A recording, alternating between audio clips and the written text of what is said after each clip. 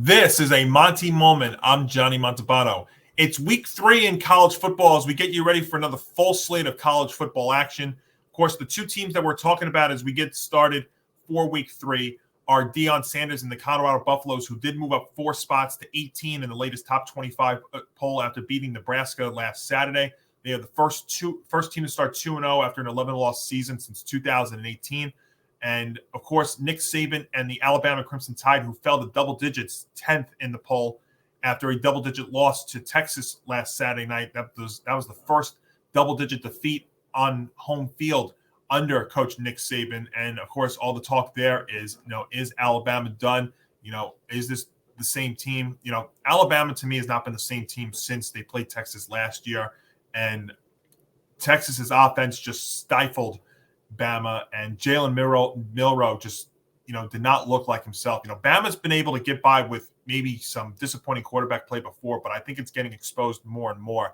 And Milroe just so far in the 2 starts this year and the time that he played last year just has not looked like Tua or Jalen Hurts when he was there, or Bryce Young, or even Mac Jones. And I think it's going to get exposed more and more. Now, Bama's got a favorable opponent in South Florida this week, but they've got some more ranked opponents coming up later on in the year. And for Bama to get back into the top 4 or even be being a playoff team, they're going to have to show some more signs. And, of course, stupidly, for some weird reason, I thought that they were going to be able to win by 10. They ended up losing by 10. So that was one of our losses. We went 1-2 last week, 5-4 start to the season. I picked Texas A&M last week against Miami, and for the second straight year, I got that matchup wrong. But I did take Cincinnati plus the 7 against Pittsburgh. They ended up winning that game outright. And, of course, we did lose with Alabama against the Texas Longhorns. So 1-2 last week, 5-4 start to the college football season. We're going to try and stay above water here.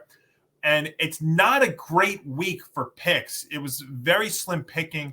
And I'm doing something this week that I'm really not comfortable with doing in one of the games. And I had to reach for 2 more. So let's see what we can do for you in the collegiate slate here for week 3 of the college football season. Game number 1, a local game going down to Georgia. And I usually don't pick lines like this. And so far this season, huge favorites have not covered.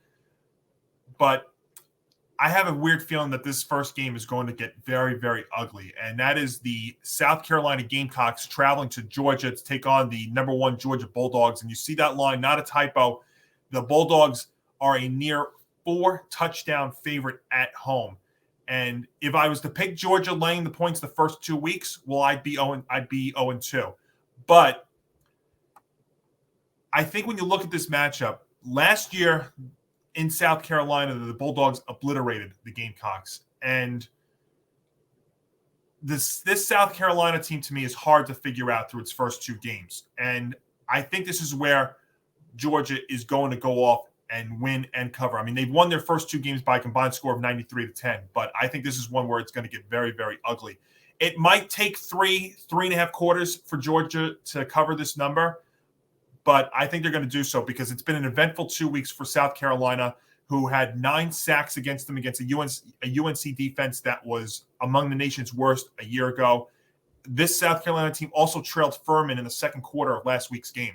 Yes, I know they came back and won, but Georgia is still offensively dominant, defensively dominant.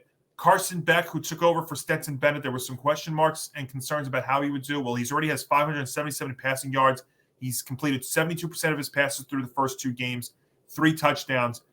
It's also a line that I think is begging you to take South Carolina. So with that all being said, I'm going to go the other way here. I think Georgia wins this game like 42-14, something like that. Maybe I'll give South Carolina 17. I'll give Georgia 4-5. I just don't see it. The Gamecocks last year struggled. I know Georgia may have looked like a better team last year, if that's even crazier to say, but there's just a lot of question marks with Shane Beamer's squad here through the first 2 weeks. And Spencer Rattler, I think, is going to be in for a rough day. He was in for a rough day at home last year. So going down to Georgia, I don't see how it's going to get much better. Again, this might take 3.5 quarters. You might be sweating this one in the fourth quarter, but I think Georgia's going to pull away, put any question marks behind. So Georgia 45-17, let's say, they win and cover and remain their dominant self against the Gamecocks in game number 1. Game number 2, let's go down to Florida. This is going to be a very, very cool matchup here between 11th ranked Tennessee and the Florida Gators. And in the history of this matchup, 2003 to 2004 was the last time the Tennessee won this game in consecutive years. And there's no question that Tennessee is the better team, but I think this game is going to be really, really close. And you look at the Volunteers here through the first couple of weeks, they've had a terrific balance of rushing and receiving, over 200 yards of each in their first two games. They're fourth in the nation in rushing, but I don't think they're going to go off in this spot. The offense is going to be more efficient than dominant. I think this defense is going to realize that Florida isn't Virginia or Austin Peay. I think this is going to be an interesting fight that goes 4 quarters. And, you look at the Gators here through the first two games, a lot of people thought that the Gators season was over after they lost to Utah the way that they did. But their defense allowed just 270 yards of total offense and kept the game alive.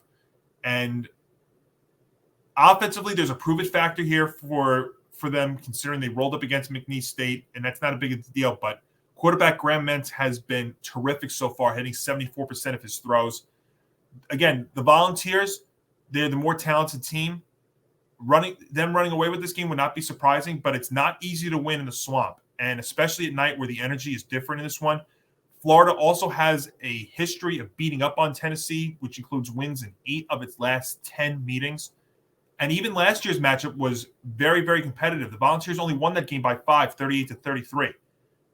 Florida has a ways to go offensively, but the defense is strong. It's 8th against the pass, and I expect a very physical rivalry game in this one, as it usually is. So I am grabbing the points with Florida. Would not even be surprised if they win this game outright, but I'm gonna grab the Gators plus the 6.5 against 11th ranked Tennessee in game number 2. Game number 3, a team I went against last week. I'm going with this week, and that is the Pittsburgh Panthers in the backyard brawl, going to West Virginia to take on the Mountaineers. This brawl returned last season for the first time in over a decade. The Panthers came away victorious in that one, and I think this season's clash is projected to be one of the closest on Saturday. You look at Pittsburgh, they only allowed 155 passing yards against Cincinnati last week, and that is a key stat to take away from that contest. It took them a while to get going offensively until the fourth quarter. I know Cincinnati ended up winning that game, which we did take, but their fourth quarter showed me something. And for them, I think the Panthers, they need to contain West Virginia quarterback Garrett Green, who has 400-plus passing yards, 4 touchdowns through the air in its first 2 games. Yes, the Mountaineers hold the far better offensive numbers, but they also allowed 108 more yards per game than their Week 3 foe. And I feel like Pittsburgh can exploit the West Virginia secondary. That is one matchup that the Panthers can hurt the Mountaineers at the most, and I think that is going to be a key to pick up their second straight win in this backyard brawl. Also, the road is not a factor to me for Pittsburgh. They've won 10 of their last 11 games away from home against non-AP ranked teams. I think it happens here too. Very physical, very close game as well, but we're going to roll with the Panthers against the Mountaineers in the backyard brawl in game number 3. So we're going with 2 favorites and a dog. The dog getting points. Wouldn't be surprised if they win this game outright, but we're gonna go big with the number 1 team in the country, the Georgia Bulldogs, laying near 4 touchdowns against the Gamecocks. We're gonna take the points with the Gators plus 6.5 against the 11th ranked Volunteers. And in the backyard brawl, we're rolling with the Panthers over the Mountaineers in week number 3 of college football.